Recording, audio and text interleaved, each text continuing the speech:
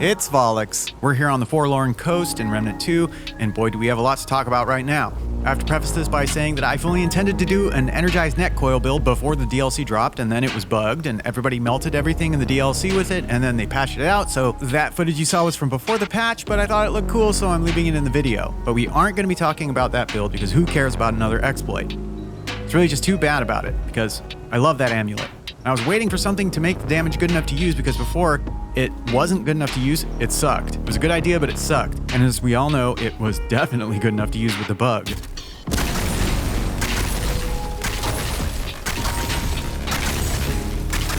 At least we all had time to get all the new goodies with it. Instead of the coil, we're gonna do a 10-second review of the DLC, which goes like this. It's great, and I love it. And also it recycles plenty of content, which annoys me, but the loot easily makes it worthwhile. There.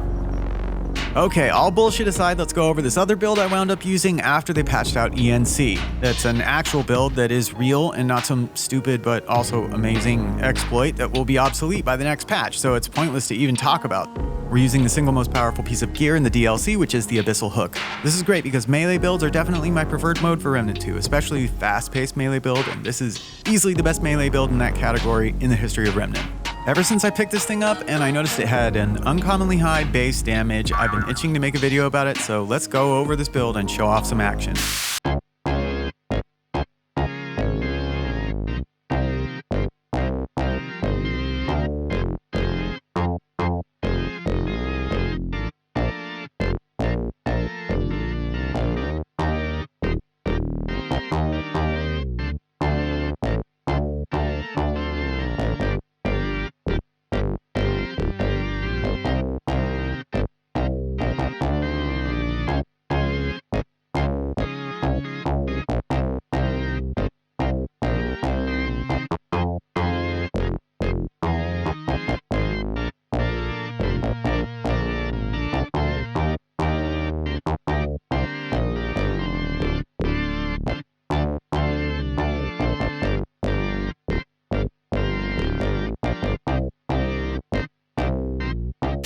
Okay, it's mandatory to use the new Archetype, and even if the skills sucked, which they don't, which has the best drip by far in the entire game.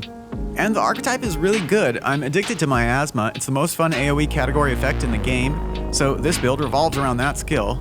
It's a cooldown and melee empowerment build. I recently finished my hardcore run, and I'll release a video about that soon, but that's for another day. The Hane Crystal is one of the hardcore rewards, and I knew immediately when I got it that I would be building around it. When I heard about MIASMA and like the little commercials that they were releasing before the DLC dropped, I knew exactly what this build was going to revolve around. What I didn't know was that they would give us a melee weapon with a base damage of over 500.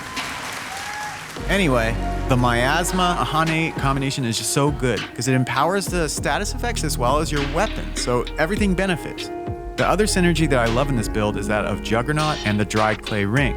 There are a lot better options for just straight damage like Burden of the Gambler, Probability Court Fey Warrior Ring, or like Burden of the Destroyer, but on APOC, these options just weren't cutting it for the longer, tougher boss fights, which I'll get into a little bit later. But this ring right here provides damage reduction as well as a little bit of damage. It amounts to about a 3% uplift to all damage per stack of Bulwark, and Juggernaut provides 3 stacks of Bulwark.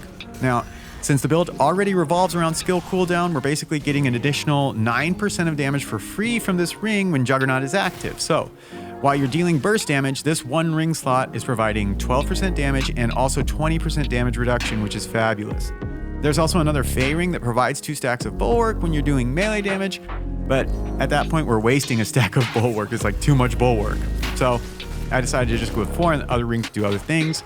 Also, I have to quickly just give a shout out to Juggernaut because I consider this one of the best skills in the entire game. It provides really good damage and the Bulwark and movement speed, which is amazing, but it also lasts forever and has a very short cooldown. So with the Burden of the Revel and a mythic cooldown shard, Juggernaut is ready in about 30 seconds, which is fantastic. Now, one more thing that I'm actually really excited to be talking about right now, Stagger Damage, which we are going to be leveraging very heavily because the Abyssal hook comes with a lot of it. It's got a unique ability that grants us 10% stacks with charged heavies, up to 3 stacks, and obviously we're going to be using the good old Berserker's Crest to apply these as quickly as possible. Even bosses and corrupted aberrations on Apocalypse difficulty crumple when you deal them so much stagger damage. I'm also using Edgelord so we can max out our stacks in the first moments of the encounter and keep everything on its knees. If you need to deal more damage for any reason, I've been known to use the Matriarch's Insignia. Also, swap out the Rebel for the Gambler. As far as ranged weapons are concerned, Sparkfire Shotgun is absolutely a must. In situations where you're on cooldown, you can pop Corrosive, and the extra 15% crit chance makes it highly likely that you will proc Bleed from Twisting Wounds, more so when Nightweaver's Grudge is equipped.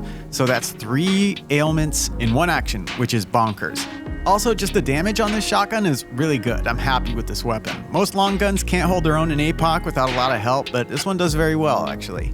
For the sidearm, you guessed it, and I'm very happy about this. We're using the Enigma again. So the other really exciting thing about this build is that it breathes crit life into Enigma, which is just a very rare occurrence because it has a base crit modifier of -10. Fetid Wounds negates this for the weapon on its own because, you're applying 2 statuses and that's plus 10 crit right there. With MIASMA and Nightweaver's Grudge, we suddenly have an Enigma with like 25%, which is awesome. Throw in Burden of the Gambler and a Relic Shard. If you're feeling saucy, you got 45% right there. To make things even more off the wall, you can employ the Atonement Band, another of my recommended choices among the new loots. That gets you to 55%, and the added synergy there is that Atonement will keep Nightweaver's Grudge up indefinitely, which is needlessly cool. Challenger provides an extra 10%. Ritualist will provide an extra 10% after you proc any status, which is basically always. So that's a 75% crit rate on a sidearm with a -10% modifier. For the armor, never mind the Ritualist outfit here. You can run it if you love getting punished, but I usually play with Mark II in Apocalypse on account of that you gotta be right up in somebody's shit to play a melee build, so the DR is pretty important. For the Witch Hook, I've adopted a philosophy of abusing the Challenger's Prime perk so that I can just continue ripping the more tanky bosses. Between the Bark Extract, Clay Ring, Traits, and Juggernaut, we get 72.5 DR. And no, I'm not changing the hat for that extra 1% because the Witch Tank is as sexy as Mark II gets. Very quickly, I'm going to say something about the traits because our cap has gone up if you didn't notice. I was expecting like 70, but we got 85 trait points now, so we can pretty much do whatever the hell we want. But for this particular build, I'd say the most operative would be Expertise for the skill cooldown, Flashcaster for the skills, and Amplitude. The rest are just your garden variety APOC traits, Vigor, Barkskin, Fortify, Spirit for the corrupted rounds, and a bit of dodge buff as well. Really, it's Flashcaster and Amplitude that are the most important. Having the extra area of effect also makes that skill just enormous, like a long-range weapon. Here, let's find an example of that. Perfect spot is like in the beginning of the area where you got the creature, he's like on his soapbox doing his thing. As you can see, MIASMA can clear the entire field of ads in just 1 keystroke. Anybody who's left over just gets hooked. When Juggernaut is active, even this aberration is toast in like 3 or 4 charge melees, and this is on Apocalypse.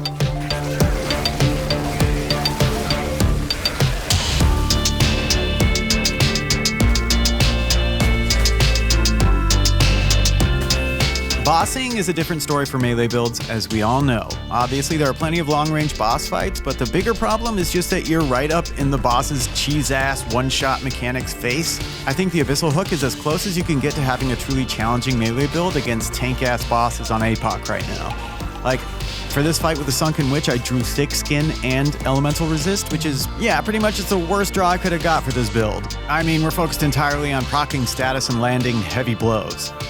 But it just didn't matter. The damage is too good with the Abyssal Hook. It's a fun build, for sure. Okay, I'm done talking. Coming up, the hardcore playthrough is still in the works, and I've got all my footage for New Game Plus and Lies of P, and let me tell you, that build is super, super fun. Without revealing too much, it involves an umbrella and my new favorite stat, which isn't capacity. What could it possibly be? I don't know. You'll have to stick around and watch it when it drops. Thanks to everybody who watched till the end. If you thought this was at all fun or helpful, drop a like and sub. Any thoughts? Leave a comment. I'm so grateful to everybody.